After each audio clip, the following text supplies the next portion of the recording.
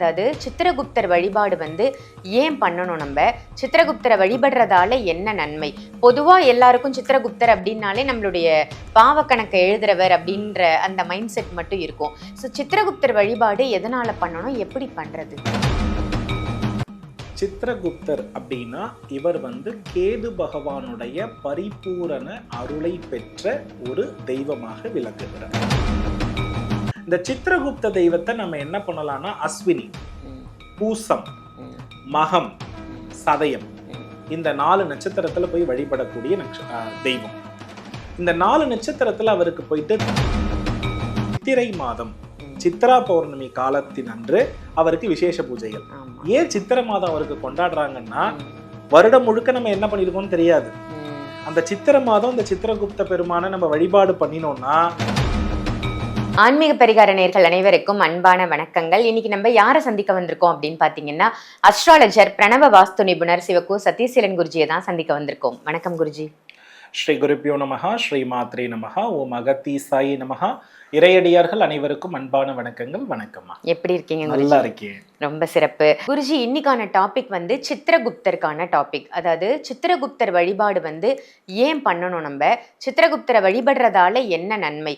பொதுவா எல்லாருக்கும் சித்திரகுப்தர் அப்படின்னாலே நம்மளுடைய பாவக்கணக்கை எழுதுறவர் அப்படின்ற அந்த மைண்ட் செட் மட்டும் இருக்கும். ஸோ சித்திரகுப்தர் வழிபாடு எதனால பண்ணணும், எப்படி பண்றது? சித்திரகுப்தர் அப்படின்னா இவர் கேது பகவானுடைய பரிபூரண அருளை பெற்ற ஒரு தெய்வமாக விளங்குகிறார்.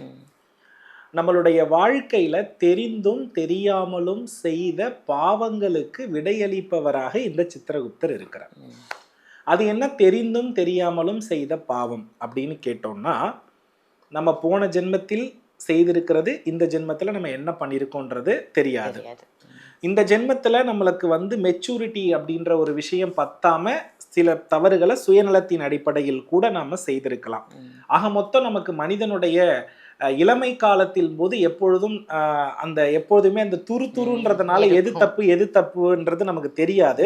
இதையெல்லாம் நம்ம முதுமை காலத்துல உணர்ந்து தெரிந்து கொள்ளக்கூடிய நிலை வரும்போதுதான் நம்ம காசி, ராமேஸ்வரம் அது மாதிரி எல்லாம் நீராடி அந்த தவறுக்கு நம்ம என்ன கேட்கிறோம் அப்படின்னா விமோக்ஷனம் நம்ம என்ன பண்ணிக்கிட்டு இருக்கோம்னா தேடிக்கொண்டிருக்கிறோம் என்பதுதான் உண்மையான ஒரு அடிப்படையான விஷயம்.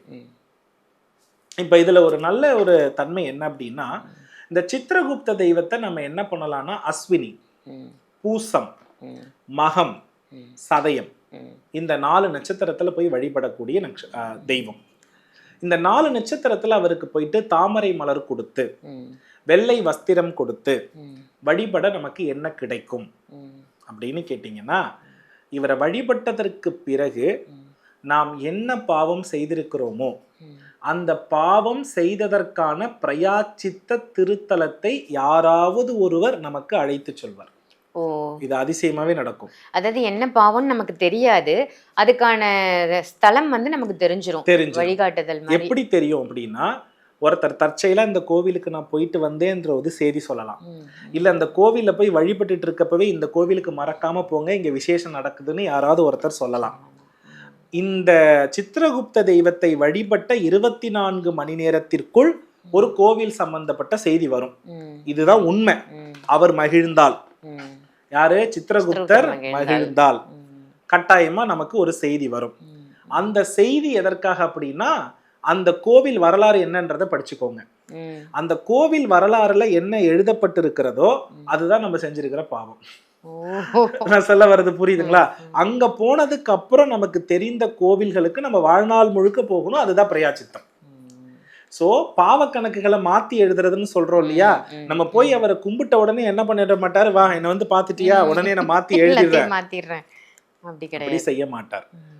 இந்த பாவம் செஞ்சிட்டேன், கஷ்டப்படுறேன், இதுக்கான பிரயாச்சித்த திருத்தலத்தை அடியேனுக்கு அளித்தருளும்னு இறைவன் கிட்ட வேண்டும் பொழுது அவர் மனம் இறங்கி நமக்கு அருள்வார். அவர் மனம் இறங்கி நமக்கு அருளும் போது மனதார அவர்கிட்ட பணிவோடு அந்த திருத்தலத்திற்கு போயிட்டு வணங்கி விட்டு அங்க சில அதிசயங்கள் நமக்கு நடக்கும். அங்க நம்ம பார்க்காத தரிசனம் எல்லாம் நமக்கு கிடைக்கும். கிடைத்ததற்கு பிறகு இவருக்கு மீண்டும் நாம நன்றி சொல்லணும், காமிச்சு கொடுத்ததற்காக. அப்படி நன்றி சொல்லுகிற பட்சத்தில் நம்மளுடைய வாழ்க்கையில ஒரு பெரிய தெளிவு ஏற்படும். நான் எதை தின்னா பித்த தீரும், எதை தின்னா சரியாவேன்னு நம்ம திணறிக்கிட்டு இருக்கிறதுக்கு பதிலா நம்ம பாவக்கணக்கும் புண்ணிய கணக்கும் எழுதுற தர்மராஜனுடைய தூதவர்கிட்டயே நம்ம என்ன பண்ணிடலாம்னா போய் திருவடியில விழுந்துடலாம். அப்படி விழுந்துட்டா நன்மை கிடைக்கும். அதனால தான் சித்திரை மாதம் சித்ரா பௌர்ணமி காலத்தின் அன்று அவருக்கு விசேஷ பூஜைகள். ஏன் சித்திரை மாதம் அவருக்கு கொண்டாடுறாங்கன்னா வருடம் முழுக்க நம்ம என்ன பண்ணிருக்கோம்னு தெரியாது. அந்த சித்திரை மாதம் இந்த சித்திரகுப்த பெருமானை நம்ம வழிபாடு பண்ணினோம்னா அவர் ஒரு கோவில் அந்த வருஷத்துக்கு நமக்கு சொல்லுவார். அந்த கோவிலுக்கு நம்ம போகும்பொழுது அந்த வருடம் முழுவதும் ஒரு நல்ல பூர்த்தி அடைந்த பலனை நமக்கு அவர் தருவார். அதே போல அவர் ஒருவேளை எதுவுமே சொல்லல, நீங்க சொன்ன மாதிரி எல்லாம் எதுவும் நடக்கலன்னா நமக்கு இன்னும் கர்ம கணக்கு இருக்குன்னு அர்த்தம். கழியலன்னு அவர் சந்தோஷப்படலன்னு அர்த்தம். அப்ப என்ன பண்ணணும்னா இமிடியட்டா ஆசிரமங்கள் எங்க இருக்குன்னு பார்க்கணும். குழந்தைகள் ஸ்கூல், ஏழை ஸ்கூல் எங்க இருக்குன்னு பார்க்கணும். உங்களுடைய ஒரு மாத சம்பளத்தை என்ன பண்ணணும்னா நோட்டு, புத்தகம், பேனா, பேக்கு, ட்ரெஸ்ஸா சின்ன குழந்தைகளுக்கு மாத்திடணும். கொண்டு போய் கொடுக்கணும். திங்கள் கிழமையில கொடுக்கணும். அப்படி கொடுத்து திரும்ப வந்து இறைவன் கிட்ட மன்னிப்பு கேட்கணும். அப்ப அவரு சொல்லுவார். அவர் சொன்னதுக்கு பிறகு ஒரு கோவில் வரும். அந்த கோவிலுக்கு போனீங்கன்னா சகல பாப விமோசனம். பெரும்பாலும் திருவண்ணாமலை சொல்லிட்டாருன்னா எல்லாத்துல இருந்துமே விடுதலைன்னு நினைச்சுக்கலாம். இந்த கோவிலுக்கு போனதுக்கு பிறகு திருவண்ணாமலைக்கு யாராவது உங்களை கூப்பிட்டாலோ திருவண்ணாமலை சம்பந்தப்பட்டு சொல்லிட்டாலோ கண்டிப்பா வெற்றி. மத்த எந்த கோவில் போனாலும் ஓகே தான். ஆனா இது வந்து ஸ்பெஷல் திருவண்ணாமலை மட்டும் முழுசா அவர் சந்தோஷம் அடைஞ்சிட்டாருன்றதுதான் அதற்கு அர்த்தம். ஆகையினால இந்த சித்திரகுப்த வழிபாட்டை மேற்கொண்டு நாம வாழ்க்கைக்கு பிரச்சனைக்கு தகுந்த பரிகாரங்களை தேட ஆரம்பிச்சிட்டோம்னா மிக சிறப்பாக இருப்போம். அப்போ எனக்கு எங்க இருந்து ஆரம்பிக்கிறது, என் பிரச்சனை என்னன்னே தெரியல, என் குலதெய்வம் என்னன்னே தெரியல, என் பரம்பரை என்ன பண்ணிருக்குன்னே தெரியல, ஏன்னு எல்லா ஏமுக்கும் உங்களுக்கு தீர்வு வேணும்னா சித்திரகுப்தர் மட்டும்தான் தீர்வு. அவர்கிட்ட போனா அவர் நமக்கு வழிகாட்டுவார். நம் மூலமாகவே நம் கர்மக்களை குறைப்பார். குறைக்க வைத்து அவர் நமக்கு புண்ணிய கணக்கை எழுதி நம் விதியை மாற்றி விடுவார். இவ்வளவுதான் அவருடைய கான்செப்ட். ரொம்ப அருமையா சொன்னீங்கன்னு நிறைய பேருக்கு தெரிஞ்சிருக்கும்.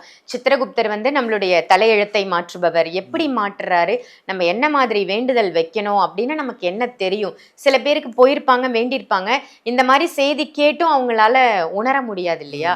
ஸோ இந்த பதிவை பார்த்துட்டு நிச்சயமா எந்த கோவில் அவங்களுக்கு தென்படுதோ அந்த கோவிலுக்கு போய் அவங்களுடைய பாவ கர்மாக்களை கழிச்சுக்கணும் அப்படின்னு கேட்டுக்கிறேன். அற்புதமான பதிவா கொடுத்துருக்கீங்க குருஜி. நன்றி. வெற்றிவேல் முருகா. இந்த பதிவு உங்க எல்லாருக்கும் பயனுள்ள பதிவா அமைஞ்சிருக்கும் அப்படின்னு நினைக்கிறேன். இந்த பதிவை மறக்காம மற்றவங்களுக்கும் ஷேர் பண்ணுங்க. ஆன்மீக பரிகாரம் நம்ம சேனலை சப்ஸ்கிரைப் பண்ணிக்கோங்க. குருஜியை நீங்க நேர்ல சந்திக்கணும் அப்படின்னு நினைச்சீங்கன்னாலும் இல்ல ஆன்லைன்ல கன்சல்டேஷன் வேணும், வாஸ்து ரீதியாகவும் ஜோதிட ரீதியாகவும் கன்சல்டேஷன் வேணும்னு நினைச்சீங்கன்னா வீடியோல தெரியிற நம்பருக்கு கால் பண்ணி அப்பாயின்மெண்ட் வாங்கி நேர்லயும் அப்பாயின்மெண்ட் வாங்கிக்கலாம், ஆன்லைன் கன்சல்டேஷனும் எடுத்துக்கலாம். இதே மாதிரி வேற ஒரு நல்ல பதிவுல உங்க எல்லாரையும் சந்திக்கின்றேன். நன்றி, வணக்கம்.